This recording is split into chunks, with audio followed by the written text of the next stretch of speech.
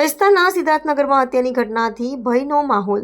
સુરત શહેરના ભેસ્તાન વિસ્તારમાં આવેલ સિદ્ધાર્થનગરમાં એક યુવાનની હત્યા થયેલી લાશ મળતા ચકચાર મચી ગઈ છે. મૃતકની ઓળખ તુફાન રાઉત તરીકે કરવામાં આવી છે, જેની વય અંદાજે 45 વર્ષની હતી.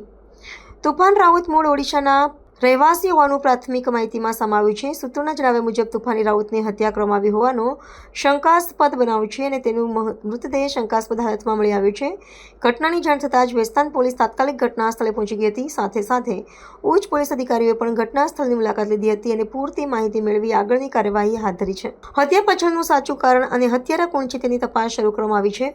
પોલીસ દ્વારા આસપાસના સીસીટીવી ફૂટેજ મેળવવાની પ્રક્રિયા શરૂ કરી છે અને આસપાસમાં રહેતા લોકોના નિવેદનો પણ લેવામાં આવી રહ્યા છે. હાલ સુધી હત્યાના મુદ્દે કોઈ સ્પષ્ટ માહિતી બહાર આવી નથી, પરંતુ પોલીસે તમામ દિશાઓમાં તપાસ ચલાવી રહી છે. આ ઘટનાને લઈને સ્થાનિકોમાં પણ ભયનો માહોલ જોવા મળી રહ્યો છે. અત્યારે એક મર્ડરની ઘટના સામે આવી છે ભેસ્તાન પોલીસ સ્ટેશનમાં, જે સિદ્ધાર્થનગર વિસ્તાર છે ત્યાં ગલી નંબર 12 છે. ત્યાં આગળ મરણ જનાર છે અમર ઉર્ફે તુફાન વિજય રાઉત, ઉંમર વર્ષ 45. એને અત્યારે કોઈ અજાણ્યા માણસોએ એની હત્યા કરેલી છે. અત્યારે અમારી તપાસ ચાલે છે.